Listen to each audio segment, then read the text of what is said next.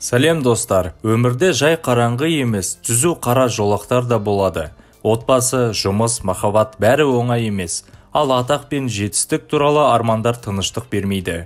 Бірақ бұл хикаяда жақсы өмірге ұмтылу, кенеттен арнайы агенттерден, қасқырлардан қашуға және ессіз махаббат хикаясына айнала түсті. Түндегі қаланың үстінен ұшып бара жатып, біз алыстан айқай естиміз. Қысқа шалбар киген ер адам есікті жабық ұстауға тырысып жатыр. Оның арғы жағында бір дауыс естіледі. Жігіт жасырынатын орын табамын деген үмітпен есіктерді қағып, үйлерді аралай бастайды. Сәтсіз әрекеттер оны төбеге шығарды. Бірақ онда да ол қауіптен кете алмады. Оның тағдыры тепе-теңдікте тұрған кезде баланың дауысы қасқырлардың жасырын ұйымы туралы аңызды айта бастайды. Баяндаушы сонымен қатар ұйымның ережелері бойынша қасқырдың адамдармен қарым-қатынасы орнатуы және араласуы мүмкін болмағанын, бірақ өзінің әкесі бәрін өзгерткен кездесуге барғанын хабарлай түсті. Біз 36 сағатқа артқа ораламыз. Біздің байқұс кейіпкер Юань кездесуде қымбат мейрамханада отыр. Ол орта жастағы әйелге өзі туралы актер болғанын, тіпті жеке фильм үшін қарызға ақша алғанын айтты. Бірақ кейін әкесі ауырып, бәрі құлдырап кетті. Сондықтан қазір ол хайуанаттар бағында қарапайым тазалаушы болып жұмыс істейді. Юань өз мәселелерін шешу үшін ақшасы бар әйелді табуға үміттенеді.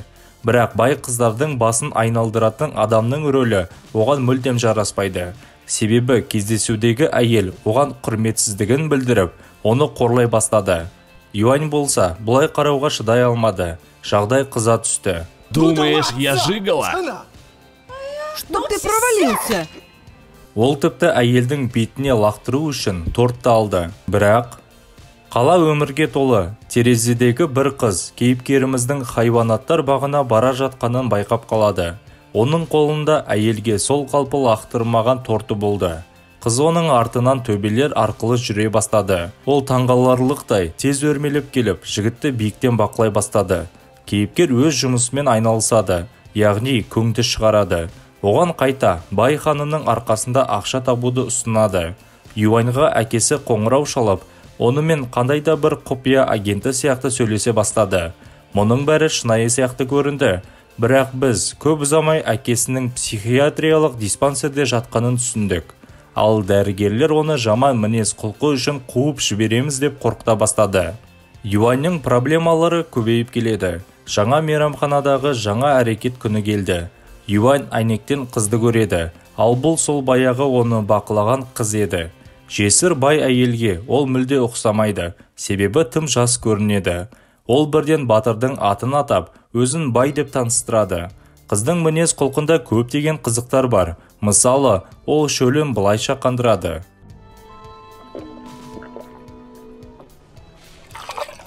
Және сонымен қоса, мен сені көптен бері іздедім. Мен адам емеспін, мен түлкімін деген ақылға қонымсыз сөздерді айта бастады.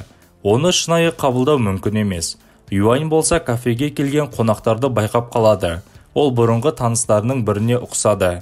Жігіт дәретханаға тығылуға тырысады, бірақ олар оны сонда күтіп отырды.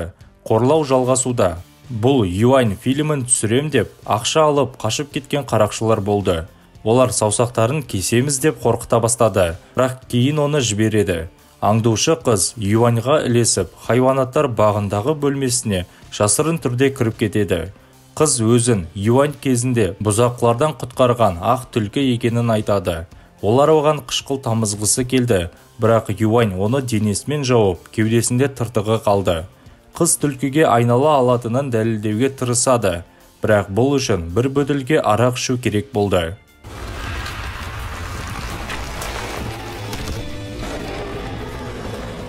Үлкен мас түлкі жігітті құшақтағысы келе ме, әлде шабуылдағысы келе ме, белгісіз. Әйтеуір түлкі Юаньды тырнап, киімін абайсызда жұлып алады. Ал біз фильмнің алғашқы сахнасына тап болдық. Бізді жаңа кейіпкермен таныстыру уақыты келді. Хонг жергілікті трансформация бюросының капитаны. Ол түлкі қызды ұстап алу үшін бағыныштылар командасын жинайды. Өйткені қасқырлар ұйымына өзін адамдарға көрсетуге тыйым салынған. Ебедейсіз түлкі бүкіл қаланы бүлдіруді жалғастыруда. Ал Юань соңғы нәрсені сақтап қалуға тырысады, ол өз өмірін. Бюро агенттері қылмыс орнына асығады, ал түлкі төбедегі кейіпкерді қуып жетеді. Юань құлап түседі, бірақ соңғы сәтте оны капитан Хонг құтқарады. Робот шыбындарын қолдана отырып, агенттер айналада жүрген барлық адамдардың естеліктерін өшіреді. Қасқырлар ұйымы құбыжыққа айнала қана қоймай, сонымен қатар жоғары технологияны да пайдаланады. Түлкі адам кейпіне оралып, Юаньның естелігін өшіретін шыбындарды бұзып тастайды. Қыз мұның бәрі оған тұрмысқа шыққысы келгендіктен болғанын айтады. Бай мен капитан Хонг ескі достар екені анық. Демек, қызға әлі де қауіп төніп тұрған жоқ. Тек аздап ішуді тоқтату керек. Қасқырлар түлкіні алып кетіп, ал жігітті көшеге тастап кетеді. Келесі күні Юань онда естеліктері өшірілген коллекторлармен кездесіп қалады. Бірақ бай оны құтқарып қалды. Ол басын түлкіге айналдырып, барлық қарақшыларды қорқытады. Бірақ Юань да олармен қаша жөнелді. Агенттер құқық бұзған қызбен қайтадан айналысуы керек. Әйтпесе жоғарыдағы билік өкілдері бұған наразы болады. Бай Юаньды қуып жетіп, жыпылықтаған шыбынды қайтадан ұстап алады да, оған трансформация бюросы туралы айта бастайды. Ол жігітті тағы да алдамақ болады, ал Юань әкесінің хайуанаттар бағының қызметкері болғанын, сондықтан ол түлкіні бала кезінде құтқарып қалғанын мойындайды. Сонымен қоса ол өте сирек кездесетін түр болған. Түлкі жігітке үйлену үшін барлық амалдарды іске қосады. Бірақ Юань қайтадан қашып кетеді. Капитан Хонг пен оның командасына сұмдық көрінетін бастықтар келеді. Комиссар Юн ғимаратты бұзып кіріп, Хонгтан ақпарат сұрап, оның құқық бұзған қызды жасырып жатқанын түсініп қойды. Комиссар қасқырлардың адамдармен араласуына жол бермейді. Ол қан араласуына қарсы. Оның үстіне мұндай сирек кездесетін түлкі адаммен бірге болмауы керек. Бір қасқыр онымен келіспейді, сондықтан комиссар оған у бар шприцті тығып, және оны өзімен бірге алып кетеді. Юань тағы да кездесуде. Бір-бірін жақсы көретін екі қыз ата-анасынан жасырынып, одан олардың біреуімен өтірік неке құжаттарына қолын қою керек, және балалы болуға көмектесуі керек дейді. Юань келіседі, бірақ содан кейін бай қайтадан пайда болып, Юань оның күйеуі екенін айтады. Ол ашуланып, оның махаббат туралы ештеңе білмейтінін айтып, оны құбыжық деп атайды. Ол өзінің кедей екенін, егер клиенттер оған ақша берсе, ол кез келген адамға балалы болуға көмектесуге дайын екенін айтты. Ақырында оның сөздері жұмыс істеді, және бақылаушы қыз кетіп қалады. Көңілсіз батыр үйіне оралады. Қараңғы аллеяда комиссар Юн оны күтіп отырды. Ол қасқырлар жер бетіне құлап, динозаврларды өлтірген, бөтен ғаламшарлық әкелген ДНК-дан туған деп түсіндіреді. Қасқырлар адам қолы жетпейтін жерлерде тұрған, ал енді олар адамдар арасында тығылып, кейбіреулері атақты әртістерге де айналды. Комиссар оларға байды ұстау керек, ал Юань оларға көмектесе алады дейді. Әрине, тегін емес, оның қарыздарының сомасына, немесе одан да көп ақшаға. Оған уы бар шприцті береді. Юань байды іздеуге асықпайды, және әлгі қыздарды қайтаруға тырысады. Бірақ бәрібір қоқышы болып жұмыс істейтін бай оны саябақта кездестіреді. Қыз мақсатынан тайған жоқ. Ол тек Юаньға ақша табуға кедергі жасамауды шешкен. Бірақ бұл қызды ренжіткен сияқты. Ал жігіт бұл ақша жеткіліксіз екенін түсіндіреді. Бірақ жергілікті байларға арналған ойын-сауық клубында мұндай сұлу қыздардың жалақысы өте көп болады. Ол тағы да 5 жыл бойы актер болуға тырысқанымен, ештеңеге қол жеткізе алмағанын айтады. Ал өзін Юаньның жанкүйерімін деп атаған продюсер оған үміт артып, қарызға батуға мәжбүрлеген. Бай мұқият тыңдайды да, сосын: «Я твой фанат». Қыз мұндай әрекетімен жігіттің сезімін оята алған сияқты. Ал ол майысып тұрғанда қыз қашып кетіп, оның қарыздарын өтеу үшін клубқа барады. Ол миллионерлердің назарын аударып үлгереді, және ақша оның қолында болды. Бірақ оны Юань тоқтатады. Енді ол қызды қызғанатын болды. Кейін бюроның агенттері де ішке кіріп келеді. Олар бүкіл қызметкерлерді ұйықтатады. Комиссар клубта адамдармен қарым-қатынаста болған тағы бір қасқырды көбелекті ұстап алады. Бай мен Юань қашып кетіп, бір-біріне ашылады. Жігіт улы шприцті көрсетеді, ал бай тағы да өзінің шынайы сезімі туралы айтады. Алғашқы сүйісулері. Үйге оралған бай ант беру арқылы некелерін қияды және олардың қанмен байланысын бекітеді. Сақиналардың орнына ғашықтардың алақанында тыртықтары болады. Юань ұйықтап жатқанда бай психиатриялық ауруханадан әкесінің қоңырауына жауап беріп, оның уайымын басады. Ал клубтағы көбелек жұртқа жала жабуды талап еткен комиссардың бопсалауына көнбейді. Ол оны өлтірмекші болады, бірақ комиссар жеңіске жетіп, өзінің бұрмалаған әділдігін жүзеге асырады. Агенттер ғашықтарды қайта табады, ал комиссар олардың некеге тұру фактісін ашқаннан кейін шайқас бастала түсті. Агенттер бластерлармен қызға оқ атып, оның түлкіге айналуына себепші болады. Бірақ бұл қате болып шығады, өйткені ол осы кейіпте өзінің барлық қуғыншыларын оп-оңай лақтыра бастады. Кейін ол Юаньды арқасына салып, бізге бұрыннан таныс капитан Хонгтың және бопсалаушылар тобының көмегімен қашуға тырысады. Олар қашып құтылады, бірақ зұлым комиссар олардың артынан қара қанаттарымен ұшып, улы шприцті жебемен атып үлгереді.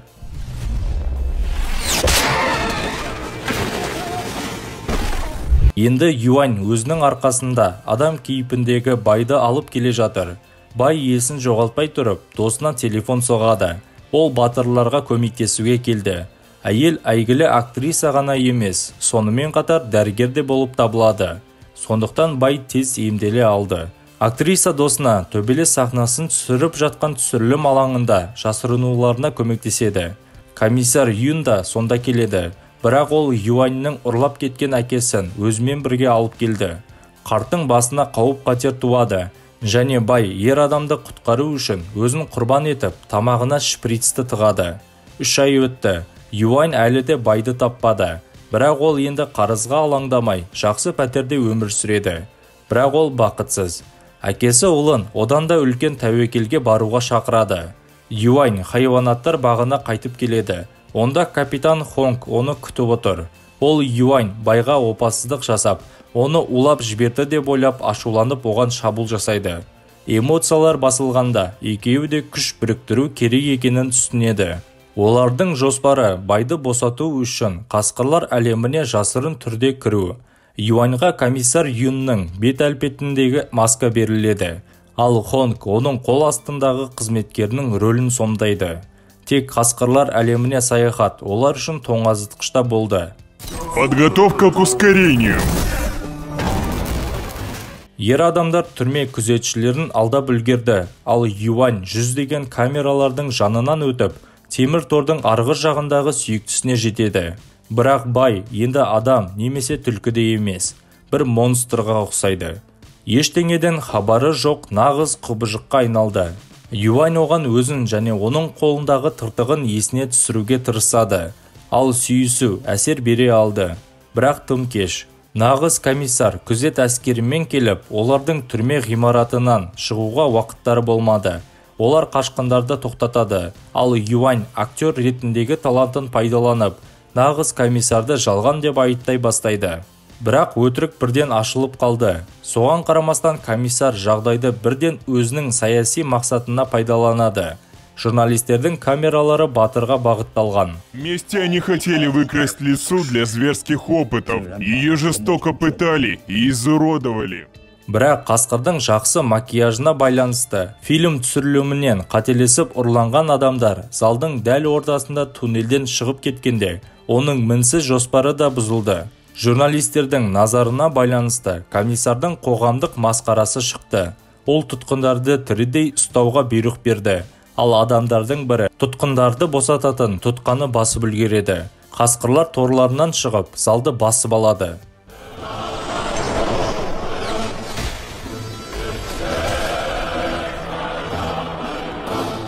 Бай әлі есін жиған жоқ, бірақ дер кезінде өзіне келген Юаньды таниды.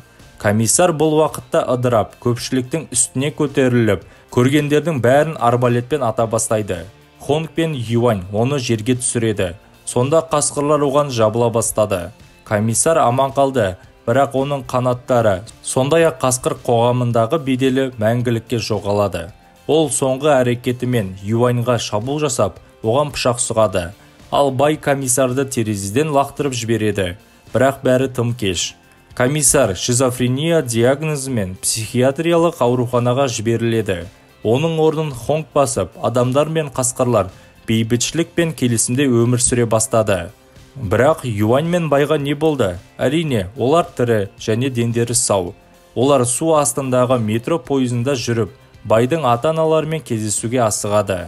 Және неге екені белгісіз, тірі шаяндарды өзімен бірге алып келеді. Другой вопрос. Если у нас будут дети, какими они будут? Сізші сүйіспеншілікке жету үшін қандай әрекеттерге бардыңыз? Ойларыңызды комментарийға жазып кетіңіздер. Сіздермен болған кино шолу арнасы келесіде кездескенше.